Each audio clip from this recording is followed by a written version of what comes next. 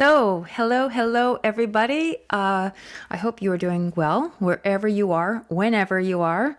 I happen to be somewhere traveling between North America and Europe at the time, so this is virtually virtual.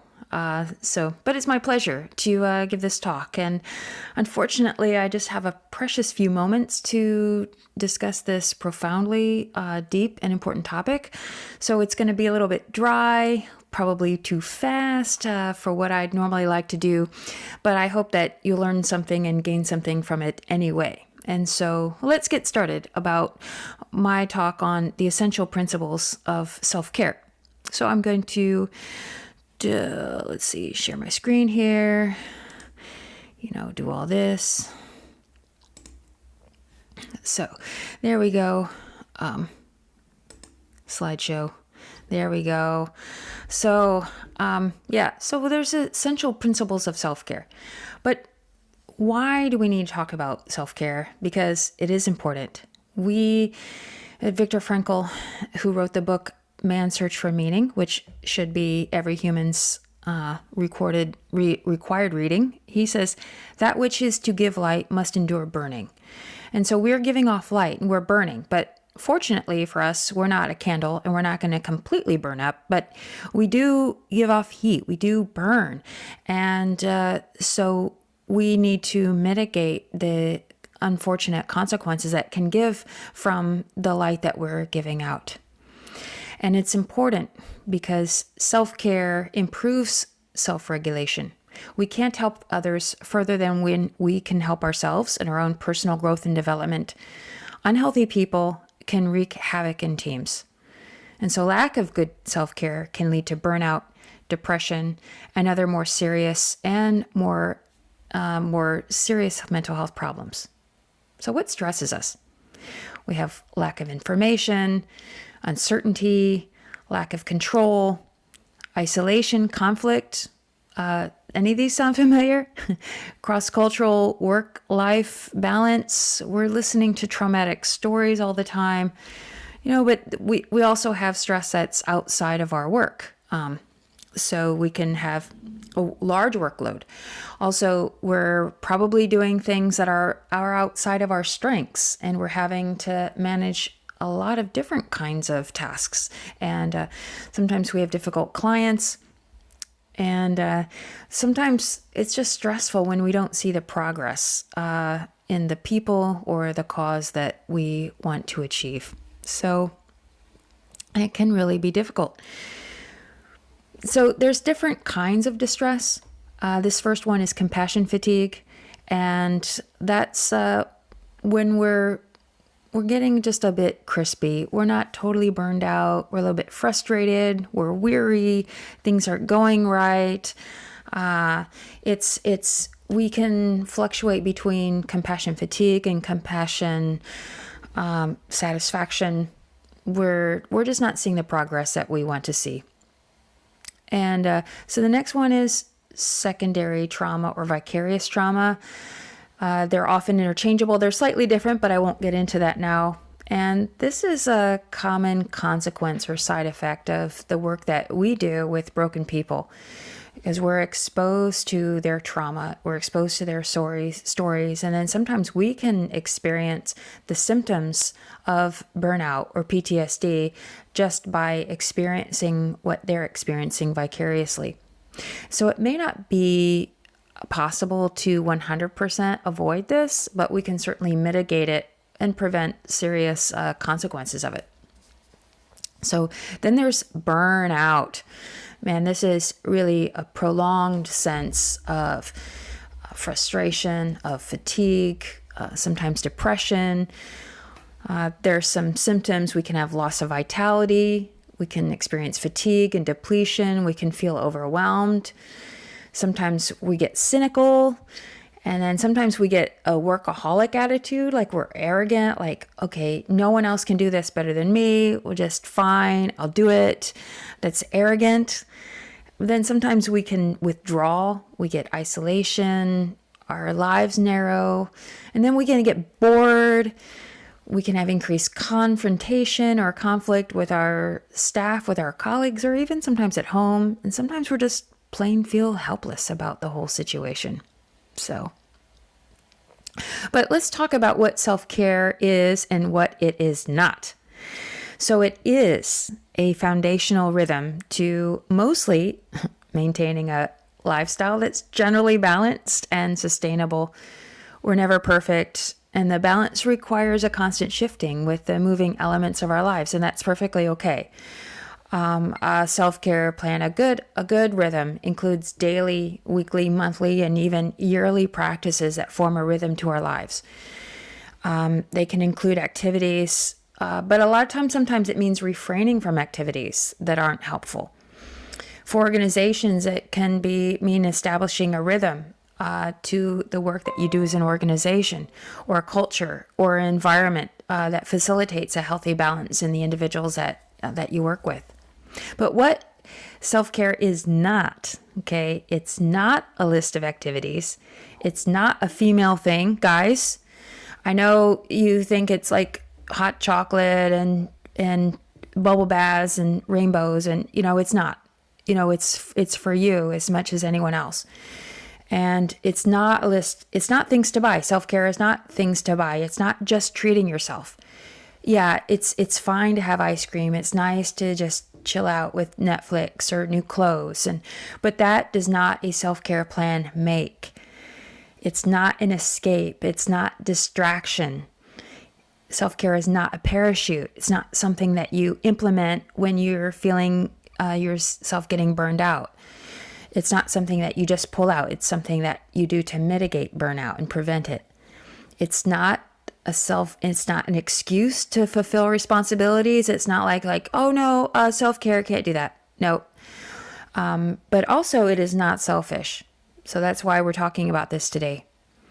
So I formulated 3 essential elements of self-care, and that's self-awareness, inputs, and discipline. And so the first one is self-awareness. And I should say that these are interconnected. They're interrelated and synergistic with each other. So discipline feeds your awareness, and your discipline helps you implement your inputs, and then things like that. So awareness is that foundation of knowing how to care for yourself. And this is not always, we don't always know this, and it's okay. We have to try some things. We're a witness to ourselves. It's who you are, what your values are, what defines you, what juices you. You have to know your resilience factors and resources. Like, what are your positive coping habits? What's your social support like? You have spirituality. What about your curiosity and openness to new experiences? What are your talents and natural abilities? What is meaning making in your life? What's going to juice you? And how do you know when you're getting fried, or how do you know when you're really excited about something? But self-awareness is also required to understand what your threats and your weaknesses are. Are there individuals, or about your job, or certain things about your job, or you've got health issues or finances? So developing self-awareness really takes experience. It takes pay attention to yourself. It's observing yourself through the seasons and with other people. And it's also about being honest about the things that are holding us back, that are not nourishing us, the things that you need to let go in order to embrace the things that are good. So the poet Rainier Maria Rilke, he wrote, "Be attentive to what is arising within you and place that above everything else. What's happening in your innermost self is worthy of your entire love, and somehow you must find a way to work at it." So it does take work, and the discipline part gets into that later. So the inputs, these are the activities, the habits, the practices that we implement on a daily, weekly, monthly, yearly basis. These are the things that you're doing. Like running is my go-to thing. And so that's rejuvenating me. It's more for mental health as much for physical health. But we all have our things that are creating meaning, that are creating a sense of, immediate gratification, like cooking or gardening, the things that give you joy and connection with nature, with God, with others. And so we have internal inputs as well as external. And so those internal ones are the things that you're doing by yourself. So meditation. So actually running is a form of meditation that I practice. But also they should be external. So these are the things that you're doing with other people that build connection.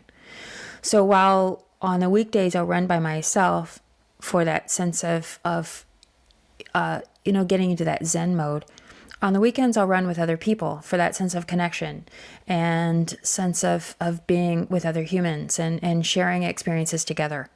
But singing, cooking, lots of other things could be both and internal and external. So these activities probably should change based on where you are and in what life stage or what season it is. And so these practices might stay the same, but the way in which I carry them out might vary. And so it's important to try them out and adjust them. So I like this quote by Nadia Bolz-Weber, and she says, on the outside, my plan looked like good self-care, but really it was just a laundry list of habits I adopted to ensure I could continue to overfunction.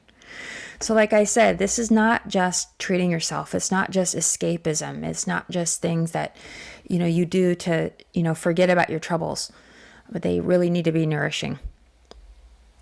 So the third element in discipline, and this is where the rubber meets the road.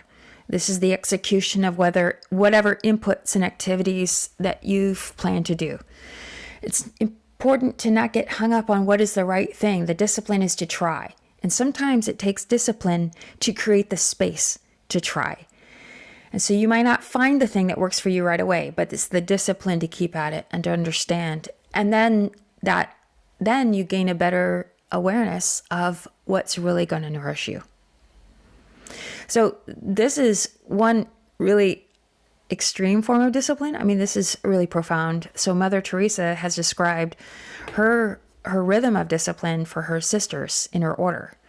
And she writes that they shall spend 1 day in every week, 1 week in every month, 1 month in every year, and 1 year in every 6 years in the mother house, where in contemplation and penance together with solitude she can gather in the spiritual strength which she might have used up in the service of the poor. Now, that's remarkable, but she understands that they're doing hard work. They're working with broken people, and we ourselves can become broken. And so we need to take time out and rotate out in order to be self-rejuvenated, in order to go back and do the work. And so we need to take care of our staff, because healthier, to take care of your staff means to decrease the stress.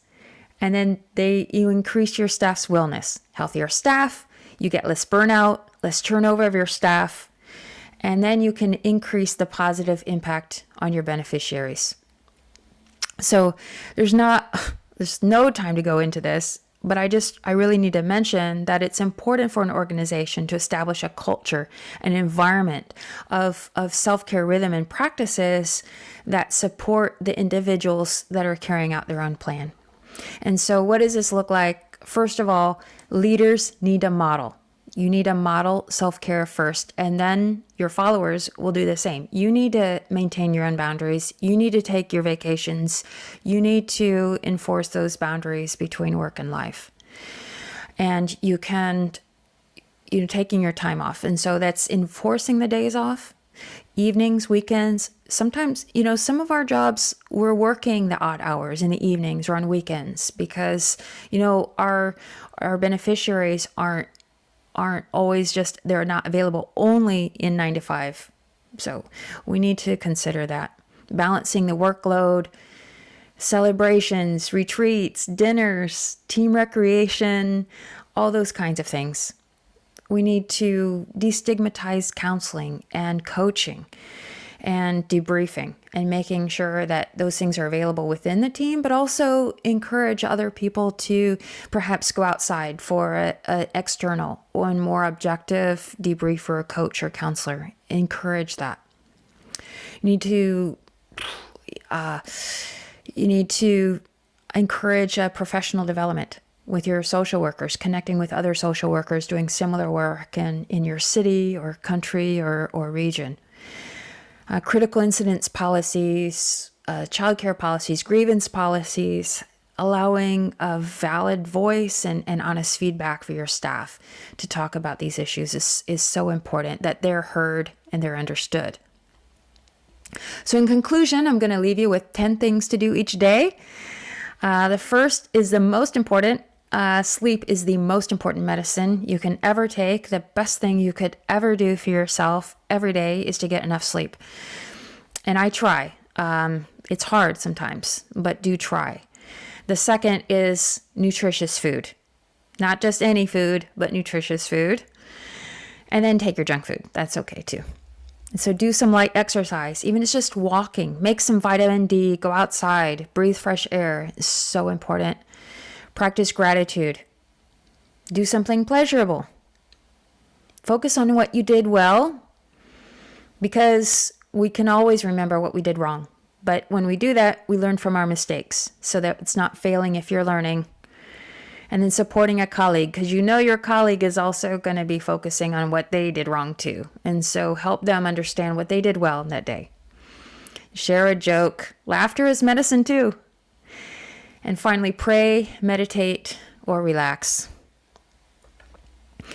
And then to leave you with a good laugh and a long sleep are the two best cures for anything. Love the Irish. So I'm just going to have to wrap up this short review of self-care. I hope that you were able to learn something or consider self-care in a way that you hadn't previously thought about. Perhaps you'll start a self-care plan or think about ways that your organization can support the individuals that work with you. I'm not available for the questions at the end, unfortunately, but if you have any questions or comments or want to get in touch with me, you can get in touch with the organizers. They can share my contact information. Also, I am available to speak with your organization, your team about these issues and give a more in-depth program about self-care individually or organizationally. So anyway, I'd love to hear from you. Do take care. Enjoy the rest of the conference. And I hope to be with you in person on another time. Take care. Bye.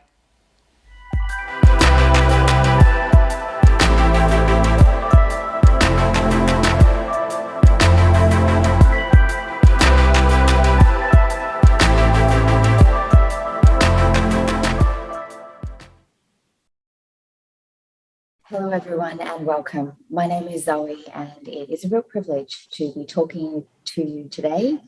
This presentation will be broken into two segments. I will be focusing on the first half and then handing over to the Executive Director of Hagar Cambodia, Ms. Keo, who will further delve into this very important topic of self-care in these incredibly challenging times.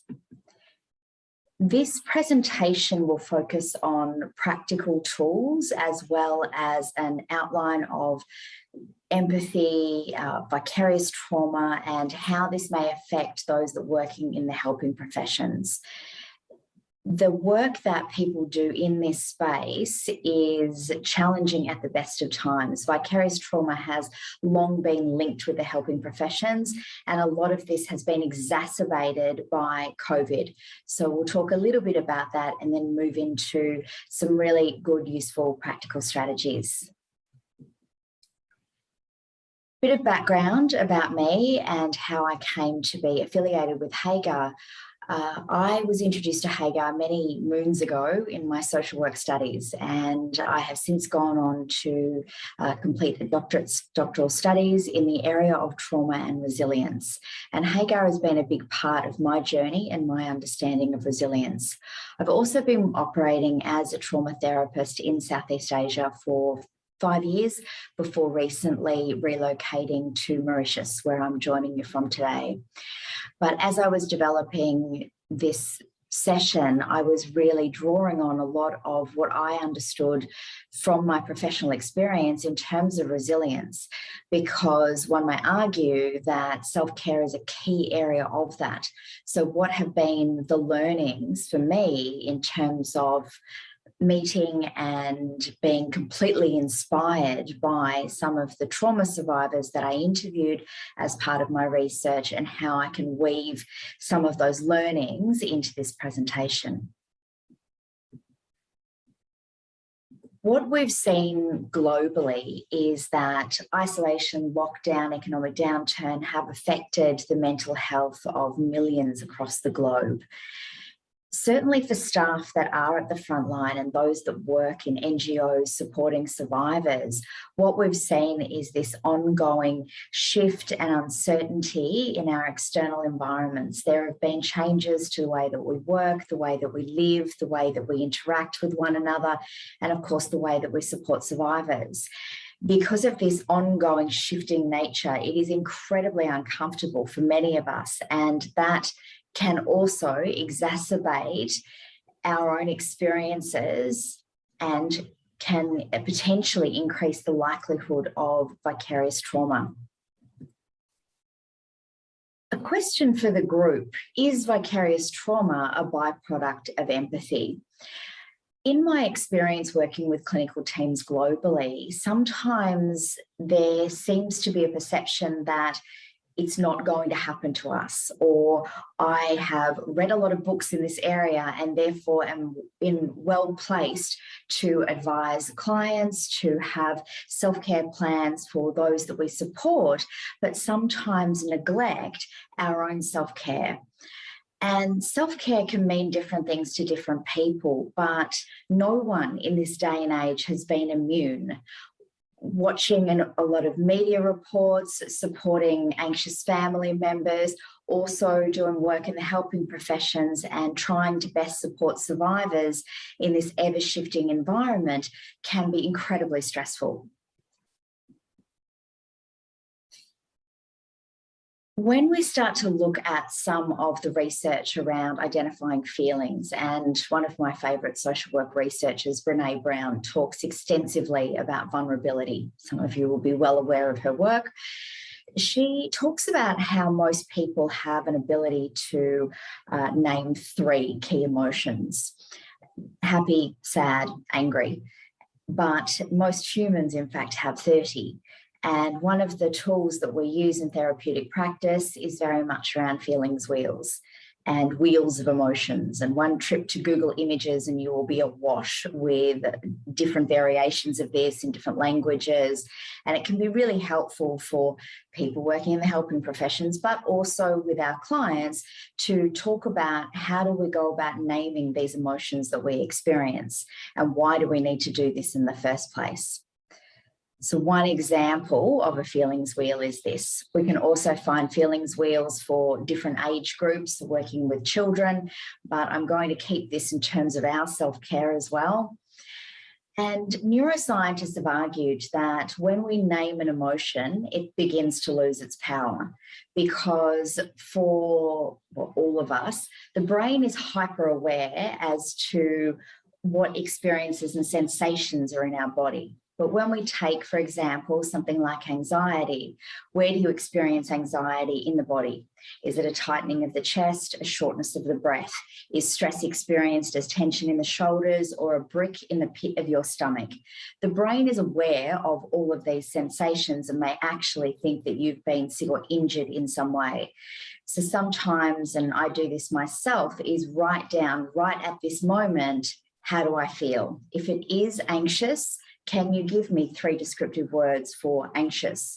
And we start to name our emotions. So it's helpful for that one, take away the power of that emotion, but it also helps us track our emotions, because another area of the helping professions in particular is we spend a lot of time invested in how everybody else feels, sometimes to the detriment of our own. I've talked to a lot of clinicians recently who use things such as gratitude as a beautiful tool for helping them in their challenging moments. However, something like gratitude can often, and what I've seen recently, is be taken as I should be grateful because I'm still employed and my family is safe and I'm safe and everybody else is doing it so much worse. And in essence, minimizing and shutting down the emotions that that person is experiencing. So Feelings Wheel is a simple tool that can be used for numerous capacities in helping us identify, acknowledge, and normalize our emotions or that of someone we're working with. I love this expression, you cannot pour from an empty cup. And this relates to all of us in this day and age. If we're not taking care of ourselves, we cannot be the best version of us for the people we work with, for our families, and for our communities as a whole. Moving into some of these self-care strategies and the prevention of vicarious trauma. That healthy body, healthy mind. I know that I'm not going to say anything groundbreaking right now, but diet, exercise, and adequate sleep. If you're taking care of yourself physically, you will quite simply respond better to stress in your environment. In all of the resilience research that I have undertaken and the interviews that I've had and the global research that I've read, social connectedness is the key to resilience. And it's just as important for those working with survivors to be looking at who are my go-to people and am I accessing them? Stress management practices, mindfulness, meditation, yoga, Tai Chi, gardening, cooking, spending time dancing and clapping and singing with kids, with your kids, everything that keeps us connected and feeling like we're alive. When life has become a sum of tasks and we're putting out fires and we're moving from one crisis to the next, where is our buffer? What are some of the activities and things that make us smile that we're peppering into our lives that help us recover? I love that expression. For every action, there's a reaction. If your reaction is to pick up one of these key self-care strategies at the end of a hard day, that is one step away from vicarious trauma. Sometimes as well, with people who work in this field, we are less inclined to reach out and ask for help, once again, because we feel like we have all of the tools. We're more likely and more inclined to recognise signs in other people sometimes than we are to recognise those signs in us. And before I hand over to the Executive Director of Hagar Cambodia, I would like to introduce a model, which I think is a great way of conceptualising, one, resilience, but also self-care and our reaction to our external environment. This is Harvard University developed this model as a resilience model for childhood trauma, but I really like it in essence of how we then can look at us. For every pebble of stress, anxiety, tight deadlines, feeling powerless, not having the right materials to support survivors, not being able to implement what we want to with our work, all of those challenges that we've been facing during this time, we need to stack the scales in the other direction with all of those self-care strategies and tools.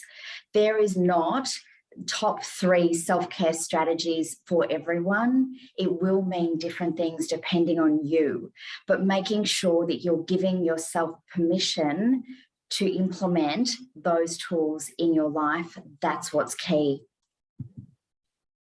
So thank you for listening to part 1 of this session. And if you are interested in some of the research and some of the articles that I have written, please do check me out on ResearchGate. And once again, thanks for listening.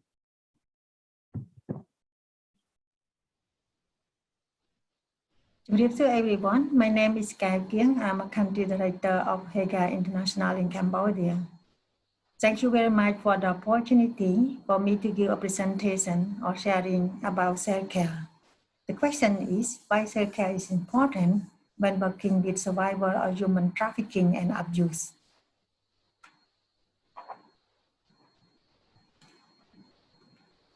As you may know or learn about Hagar, we have been working with survivor of human trafficking and abuse for more than 27 years. And every day we are listening to sadness and trauma story. We see them cry and their scars resulting from abuses. We help them to reunite it with their family and go along with them for the whole journey until their healing and become resilient. However, you may also realize that working with trauma people is not easy. As a human being, by listening to all sadness and trauma story, we feel empathy, compassion, and if you also have its own past trauma experience like me, a survivor from Khmer region, when I was 8 years old. I was working as a slave from 2 a.m. to 9 p.m. with no enough food to eat, and saw my father and my sister brought to kill in front of me. So it is very easy to burn out, stress, and end up a secondary trauma victim.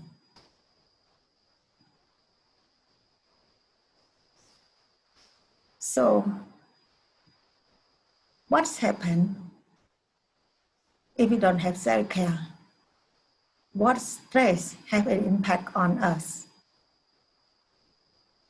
It affects our relationship with family, friends, staff or co-worker, clients. Sometimes it's under work performance, have a problem with health issue, and also have a low self-confidence and self-esteem. A trauma-informed organization, we live in promotes and supports staff well-being and self-care. Staff self-care is a priority and necessity, not a luxury in the work that we do. So self-care mainly is like keeping the water tank flowing. The relaxation and self-care activity, like we fill the tanks, but we need to giving out to others, like family, friends, clients, to take the water out and not keep it just inside the tanks or keep inside our hearts. So, Hagar mainly, we practice self-care wealth approach. The 6 self-care areas that we are looking at include physical self-care, personal self-care, mental self-care, emotional self-care, spiritual self-care, and professional self-care. I don't want to go deep on this because our work co-presenter, Zoe, she will explain more about it. So based on the self-care well, Hagar counselor prepare self-care activity and conduct self-care session with all staff on a weekly basis. We also conduct staff reflection every Monday, and every staff member is required to have regular supervision with their supervisor based on Hagar supervision guidelines.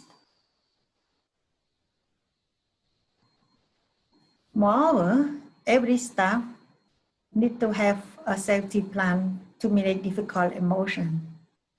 We also encourage all staff to receive external therapy or counseling when needed.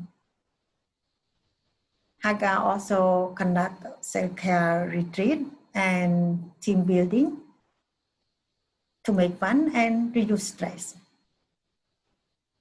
Hagar also covers health insurance of its staff members and their dependents. Last and not least, we also encourage staff to keep a healthy work and life balance. So, as a trauma-informed care organization, we believe in promotes and supports staff well-being and self-care. We believe self-care is a priority and necessity, not a luxury, in the works that we do. Thank you very much for your attention and wish you all the best.